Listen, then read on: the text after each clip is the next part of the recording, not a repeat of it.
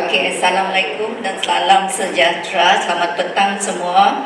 Jadi, ini adalah hasil kumpulan yang pertama yang terdiri daripada Dr. Nuraini, Puan Zulilawati, Puan Zaidah dan saya sendiri. Kursus ini ialah EDUP 3083, Profesionalisme dan Kepimpinan Guru. Okey, standard HPK-nya ialah menjelaskan konsep mengajar sebagai satu profession dan ciri-ciri guru sebagai seorang profesional. Okey, jadi kita ringkaskan di sini, kita cuma ambil HPK 1, iaitu mengajar sebagai satu profession. Yang kedua, ciri-ciri guru sebagai seorang profesional. Okey, kemahiran kata kerjanya yang pertama dan kedua ialah menjelaskan. Langkah yang seterusnya ialah masih standard HPK, standard kandungan yang sama, iaitu menjelaskan konsep mengajar sebagai satu profession dan ciri-ciri guru sebagai seorang profesional. Jadi untuk pengetahuan atau fakta, kata nama yang pertama ialah mengajar sebagai satu profession. Konsep mikro dan makronya ialah profesionalisme guru, kelayakan, pengiktirafan pendidikan sepanjang hayat, etika perguruan, kualiti guru, falsafah pendidikan guru, kemahiran dan juga sistematik.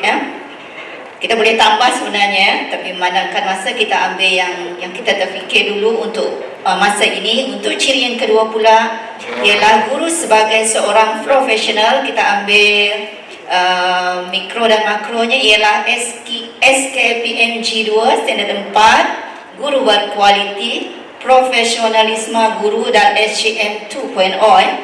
Okey, TBI yang kita cadangkan di sini ialah bukan ni apa namanya yang baru tadi, belum update. Guru berkualiti menjamin kesejahteraan sekolah. Itu okey, perkembangan pembelajaran masih sama. Kemudian untuk standard pun masih sama. Jadi kita pergi kepada pengetahuan dan konsep. Kenapa masih berulang ni? Masih berulang. Okey, pengetahuan dan konsep mengajar sebagai satu profession, ciri-ciri guru sebagai seorang profesional. Kemahiran kata kerja ialah menjelaskan. Perkembangan pembelajaran sama, kita copy daripada di atas tadi Kemudian hasrat pembelajaran ialah saya belajar mendefinisikan konsep mengajar sebagai satu profession. Yang kedua, saya belajar konsep ciri-ciri guru sebagai seorang profesional. Kriteria kejayaan pula ialah saya dapat menjelaskan konsep mengajar sebagai satu profession. Yang kedua, saya dapat menjelaskan konsep ciri-ciri guru sebagai seorang profesional. Yang ketiga, saya dapat menyatakan perbezaan antara guru yang profesional dan tidak profesional. Hanya setakat ini saja. Ada apa-apa soalan? Okey, terima kasih.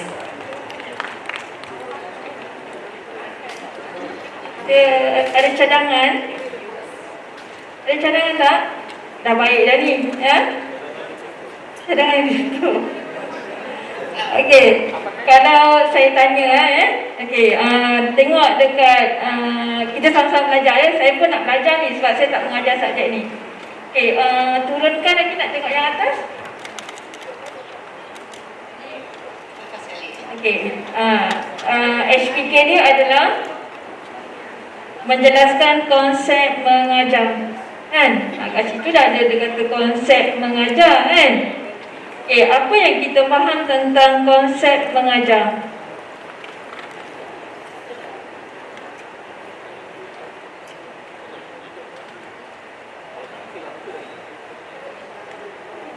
Okey, itu mungkin pengetahuan yang kita nak letak lah. Tapi tentang konsep mengajar tu sendiri, kita faham apa tentang konsep mengajar tu? Kita banyak bercakap tadi tentang pedagogi, tentang kapasiti pedagogi, kan?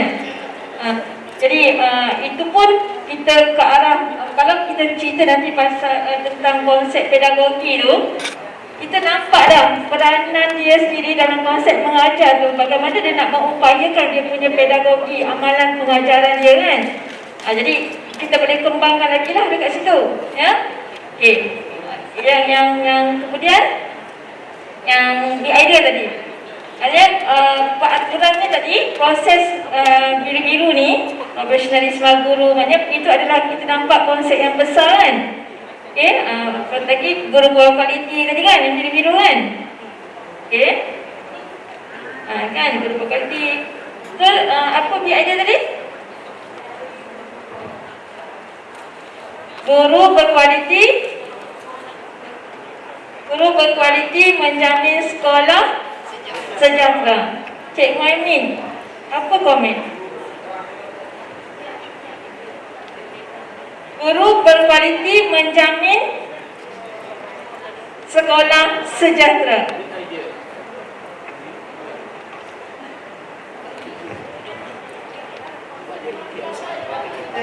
Kita di end of kita punya proses ni ialah kemenjadian pelajar. Okey, bagi saya, pandangan saya lah, dia guru berarti dia kita kaitkan pelajar, membentuk insan pelajar yang berkualiti ke sebagainya.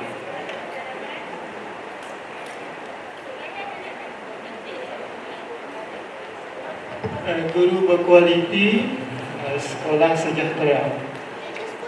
Kalau saya lah, yang itu yang satu lah. Boleh saya komen yang lain? Saya cuba komen yang lain. Baik.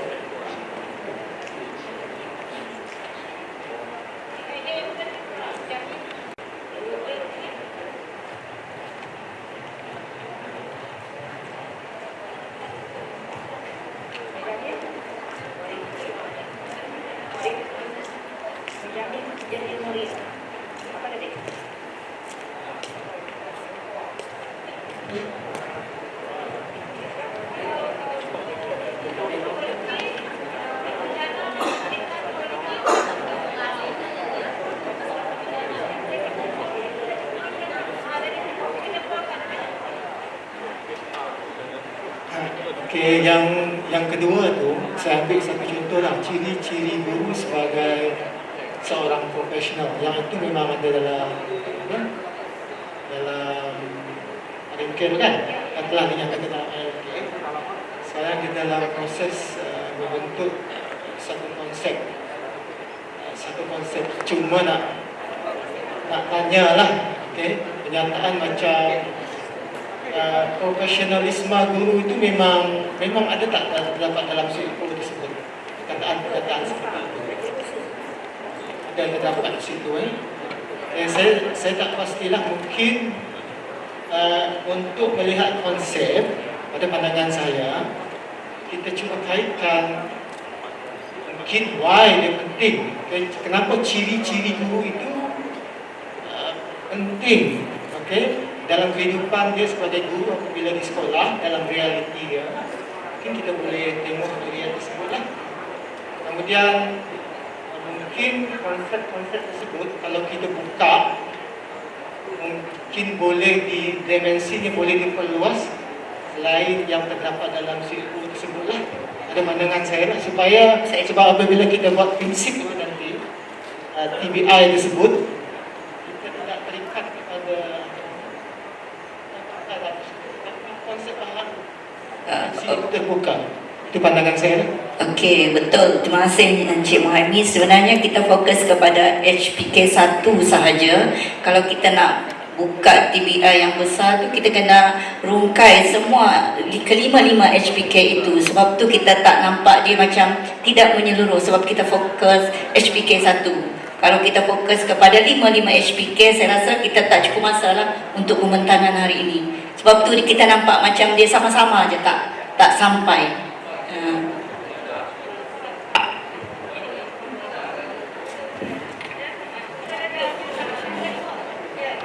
Betul lalu, maknanya proses untuk cara perolehi TBI tadi, idea tadi, dah ikut dia punya prosesnya. Maknanya bagaimana kefahaman itu ditimbulkan dan kita buat satu kefahaman yang lebih besar, gabungan daripada konsep yang dijerumuskan.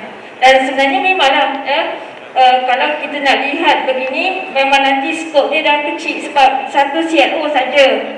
Tak boleh nak mencakupi semua. Sebab tu kita kena rungkai semua CLO. Alright. Okay, dari dia punya ni hasrat pembelajaran.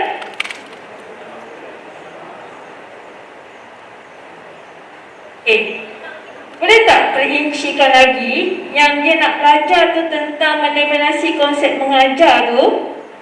Apa sebenarnya lagi dia punya proses ataupun step kalau dia nak belajar tentang dia boleh mendefinisikan konsep mengajar itu sebagai satu profession? Apa yang dia kena belajar? Pertama dia belajar mendefinisikan tadi konsep mengajar. Tapi daripada situ sebenarnya dia nak belajar tentang apa?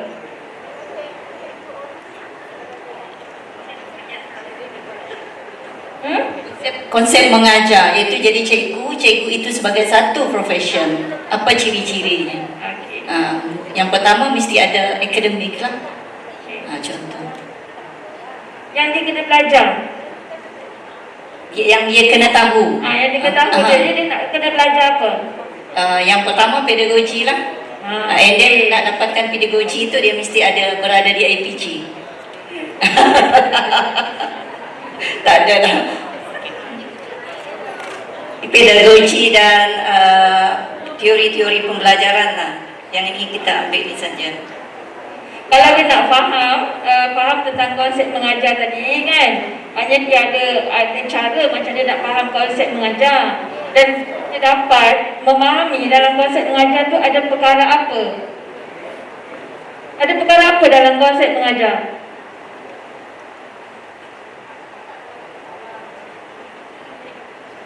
Teknik, strategi, Pendekatan. kan? Pendekatan. Jadi dekat situ lah saya belajar tentang teknik, strategi, kaedah mengajar. Dia nampak ada step lah. Maksudnya dia nak faham tentang konsep mengajar tu. Dia kena faham, dalam konsep mengajar ni dia kena faham apa strateginya, apa tekniknya, apa kaedahnya, apa pendekatannya. So dekat situ kita letak saya belajar yang perkara tadi. Belajar tentang teknik-teknik mengajar, belajar tentang kaedah-kaedah mengajar, belajar tentang pendekatan dalam pengajaran. Kan? Jadi baru dia boleh menguasai yang dikatakan sebagai konsep mengajar dalam satu profession keguruan. Dan bila perkara ini dikongsikan dengan pelajar, dia pun nampaklah dia kena belajar tentang strategi, tentang teknik, tentang kaedah. Jadi lebih telus dan tulus apa yang dia nak kena belajar tentang konsep mengajar. Tapi dalam dia punya HPK, kandungan topik, ada tak tentang teknik strategi? Ada. Tak ada kan? Tetapi di kat situlah kefahaman dia dalam konsep mengajar tu. Supaya dia dapat menguasai tentang konsep mengajar tu. Lebih kepada Kerjaya kan? Kerjaya, ciri-ciri guru yang cemerlang. Nak capai kepada kerjaya yang cemerlang, dia kena kuasai semua tu kan? Pengetahuan sedia ada, yes. Tapi kalau dalam topik tu tak ada. Seperti semester akhir. Okey, boleh. Maksudnya, bila disenaraikan saya belajar tentang teknik strategi, itu dah pengetahuan sedia ada. Tetapi dia nak menguasai tentang konsep mengajar, perkara itu dia dah perlu ada dalam diri dia sebagai pengetahuan sedia ada. Bermakna kalau kita dah listkan saya belajar tentang teknik, bermakna dia dah tik. Ni dah dia boleh lulus. Dia dah lepas benda tu. Baru kita kata dia telah menguasai tentang apa yang dikatakan sebagai konsep mengajar itu sendiri, sebagai dia punya kerjaya. Kalau tidak nanti kita macam tak berapa ada clarity berkaitan tentang konsep mengajar itu sebagai satu kerjaya, apa bendanya? Kan? Boleh tambah? tak ada, sebab yang ni, topik ni lebih kepada konsep seorang guru yang profesionalisme dan kepemimpinan. Dia lebih kepada accountability, tanggungjawab guru, kualiti guru. Itu dia tak fokus kepada how kita nak mengajar. Sebab ni dah SEM akhir tajuk ni. Betul-betul, saya faham. Cumanya kita kata Kita nak senaraikan fahamkan- juga. Bukan, kita nak fahamkan dia tentang dia boleh balik ke arah tadi, dia ada accountability. Accountability dia datang daripada mana kalau kita hukum? Dari segi pelaksanaan dia dalam proses melaksanakan pengajaran tu kan? Dia kalau accountability tu Tanggungjawab fokus dia. kepada tanggungjawab kepada pelajar, tanggungjawab kepada ibu bapa, masyarakat, negara dan rakan sekerja. Okey. Okey, itu je. Terima kasih. Saya Kini kiraan kami kumpulan yang kedua. Jadi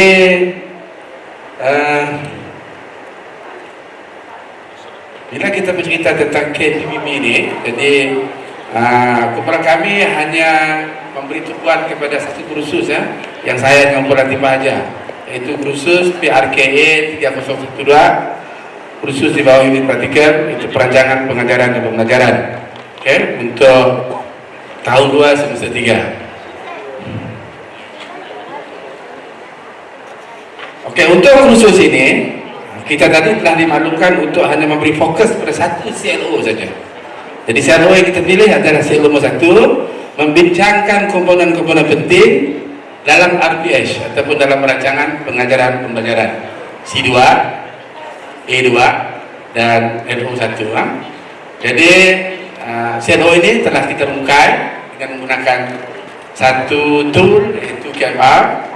Kita pecah pada dua. Yang pertama, kata nama ini merujuk pada pengetahuan ataupun knowledge ataupun fakta yang diberi tumpuan dalam CLO ini. Nomor 1 adalah kita pecah pada dua. Nomor 1 adalah komponen-komponen RPH.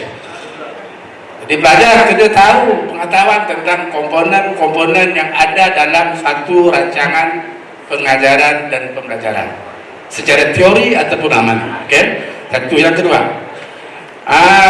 subtopik pengetahuan yang kedua adalah berkaitan dengan aspek perancangan, yaitu merancang pengajaran dan pembelajaran berdasarkan dua dokumen. Dokumen yang pertama adalah DSKP. Dokumen yang kedua adalah apa sumber yang digunakan untuk meningkatkan kualiti perancangan aspek pengajaran. Manakala kemahiran ataupun kemahiran yang lebih tumpuan dalam CLO ini adalah membincangkan, aras memahami C2. Oke, itu proses pertama. Proses yang kedua, senyap dengan. Oke, sejak proses yang kedua ini kita coba merungkai aspek pengetahuan yang ada dalam CLO 1 tadi. Oleh karena CLO 1 tadi kita pecahkan kepada dua pengetahuan. Yang pertama adalah komponen penting RPH dalam komponen, dan yang kedua adalah aspek perancangan RPH. Oke, pengetahuan yang berkait dengan komponen RPH ini kita pecahkan kepada dua. Pengetahuan yang menjurus kepada pengetahuan mikro, kecil, ilmu yang kecil tapi mempunyai nilai besar kalau belajar dapat menguasai ini. Nomor 1, konsep pengajaran. Ini yang paling penting tadi. Apa makna ataupun konsep pengajaran yang perlu dipegang oleh pelajar kita berdasarkan teori-teori yang telah mereka terokai dalam pelajar sebelum ini. Yang kedua, konsep pembelajaran mengikut situasi semasa. Yang ini kita dedahkan dengan beberapa teori lah.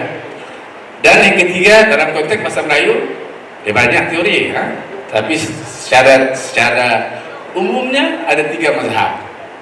Ada 4 mazhab: tradisional, behavior, apa lagi itu, yang TG, dan yang tiga ini kontrak dan sebagainya. Lah banyak lagi pecahan, tapi ada 4 teori yang perlu pelajar hadap supaya dapat melihat bagaimana nak mengoperasikan pengisian konsep pembelajaran pada murid.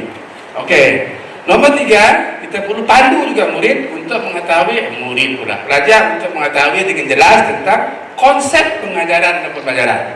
Sebab di RPG ini ada 2 mazhab. Mazhab yang pertama, ini berdasarkan pengalaman lah, pengajaran dan pembelajaran merujuk kepada murid sahaja. Satu mazhab. Mazhab yang kedua, silahkan saya yang amalkan ini lah. Pengajaran mesti dipecah kepada 2. Satu aktiviti guru, satu aktiviti murid. Dua-dua kita pakai. Yang penting hasratnya sama. Okay. Nomor 4, butiran am. Sebelum mereka melangkah masuk dalam tu, kita perlu perkenalkan apakah butiran maklumat-maklumat umum yang perlu mereka tahu dalam membina RPS. Daripada nama murid, nama sekolah tahu dan sebagainya lah. Kemudian yang kedua, yang seterusnya yang paling penting sekali ialah tema dan tema. Tema ini perlu kita rungkai juga untuk kita benar-benar pasti tajuk yang nak diajar oleh guru. Okay? Dan yang nomor 6 ni yang paling penting. Okay? Inilah proses kita nak memahami dengan mendalam tentang kurikulum standard, itu di SKP, iaitu merungkai secara kandungan dan secara pembelajaran. Dalam ni ada 3 benda. Nomor 1 ialah kemahiran, nomor 2 ialah pengetahuan, dan yang kita serap nilai yang kita tinggal. Jadi bila mengajar kemahiran, serap nilai, mengajar pengetahuan, serap nilai. Jadi barulah komplimen. Okay? Untuk ini kita kena rungkaikan. Apabila berjaya kita menghasilkan standar kandungan pelajar, kita akan hasil perungkaian ini kita akan rungkaikan pula untuk mendapatkan objektif pembelajaran ataupun OP lah. Ini untuk guru, manakala KK adalah berfokus pada murid. Jadi dalam hal ini kita kena lihat secara holistik kepada murid itu yang kita rungkai secara umum, murid yang sama kebolehan ataupun murid itu tidak sama kebolehan. Okay. Nomor 7, PBS. Sekarang ini sudah tukar nama PBD. PBD dalam konteks PDP lah. Okay. Yang ke-8, kebat. Kemarin berfikir yang telah disarankan dalam kementerian kita. Ini pun kita kena rungkai dengan jelas juga supaya terarah strategi berfikir murid itu sama ada kritis atau kritis. Okey, yang ke-9 IMK. Ini adalah kalau istilah amannya pengisian kurikulum lah. Banyak aspek-aspek yang value added, nilai tambah pengetahuan, nilai dan sebagainya kita terapkan dalam yang telah dikonsepkan dalam IMK. Nomor 10 nilai, yang ini soft skill.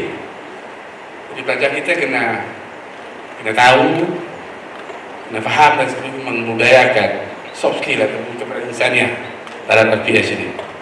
Dan yang ke-11, strategi dan kaedah. Yang ini adalah PSKP, maksudnya merujuk kepada amalan pedagogi terkini. Ke-12, sumber bahan. Dalam bahan dia ada 2. Satu bahan, satu lagi alat. Ada 2 beza. Dan yang ke-14, ini yang ditekankan oleh kami, yang paling penting sekali adalah PSA, pengetahuan sedia ada. Daripada pengetahuan ini kita akan memulai starting kita untuk mula meroka ataupun murid mula kita bawa bimbing untuk meroka ke arah pembelajaran yang dikendaki oleh cikgu dan juga di SMP. Okey, makronya ini adalah pengetahuan yang bersifat umum, yang lebih besar, payung yang di atas. Yang pertama, ilmu tentang kompetensi guru. Ini ada dalam misi FPJM kita lah. Untuk paduan pratika pun ada. Ya, ada dalam itu memantapkan kompetensi guru, kemahiran dan juga pengetahuan. Salah satu dividen RPS, pengetahuan tentang komponen terpenting. Okay? Nomor 2, meningkatkan ini amalan profesionalisme. Ini kita tahu lah. Ini antara pengetahuan besar untuk memayungi yang mikro tadi. Yang ketiga, guru berkualiti. Yang keempat, kemenjadian guru. Yang kelima, ini yang disasarkan itu standar guru Malaysia. Okay? Jadi keupayaan mereka paham tentang komponen ini merupakan bukti atau gambaran bahwa kriteria yang ada dalam SGM itu murid pelajar kita dapat adapt, lepas tu amalkan. Dalam sepanjang 6 bulan. Okey, kemudian subtopik ataupun sub pengetahuan yang kedua adalah perancangan. Yang ini mikronya kita pecah berempat, sempat bincanglah. Pertama kepentingan, apa kepentingan kita buat RPS? Perancangan, apa kepentingan perancangan? Okey, yang kedua, dalam perancangan ini kita akan pelajar akan didedahkan dengan beberapa fasa, langkah. Kita guna satu template kan, langkah, isi pelajaran, aktiviti dan catatan. 4 laju yang berbeza kita lihat sekaligus. Maknanya template ini dapat memberi kefahaman kepada kita berfikir secara kreatif. Pak aspek dilihat sekaligus. Bisa kreatif itulah. Ya. Kemudian yang ketiga adalah persekitaran pembelajaran. Bilik kerja. Jadi pelajar kita perlu juga didedahkan dengan konsep bilik kerja. Jangan hanya mereka melihat bilik kerja segi 4 saja. Bilik kerja boleh berada di luar. Bilik kerja juga boleh berada di alam lain, itu alam lain. Ada 3 bilik kerja yang kita fokus pada pedagogi terbeza. Okey, makro. Ini ilmu yang makro je lah. Yang akan apa tadi? Yang akan mengukuhkan lagi mikro ini. Pertama adalah pedagogi terbeza yang kita dedahkan ni. Itu PAK 1. Jalan itu kita akan coba terapkan 6C, PBD khususnya kepada PBL dan juga PBD yang bersifat formatif dalam PAP. Yang keempat PLC. Ini yang paling penting, PLC. Macam kita perlu dedahkan supaya ilmu dia terus berkembang. Kelima, perlu ada nilai etika guru. Dan yang keenam, aspek kemajadian murid perlu juga diberi kefahaman kepada pelatih kita supaya mereka nampak aktiviti yang mereka rancang nanti sesuai dengan sasaran audiens. Kalau mungkin ini lemah, inilah tahap yang nilai itu juga disepakati. Okey, jadi hasil daripada brainstorm yang kita lakukan, jadi TBI yang telah diletakkan sini adalah pemantapan. Dia kata kunci ada 2, kompetensi guru, kemajadian. Karena di sini pemantapan kompetensi guru memang boleh mengarah kepada kemajadian murid. Okey, perkembangan pembelajaran itu TBI ya. Kemudian perkembangan Okey, ini tentang apa ni?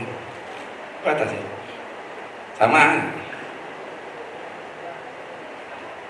Okey, lagi bawah. Apa? Lagi bawah. Okey, ini ya. Hasrat pembelajaran nomor 2. Proses yang kedua, hasrat pembelajaran. Jadi di sini kumpulan kami hanya sempat brainstorm dalam masa yang siang terakhir. Pertama ini guru pensyarah dulu bicara. Saya belajar tentang komponen-komponen penting dalam pembinaan RPS. Bila kita nak membina RPS, komponen penting itu perlu dipelajari. Ini bagi pensyarah lah. Ya.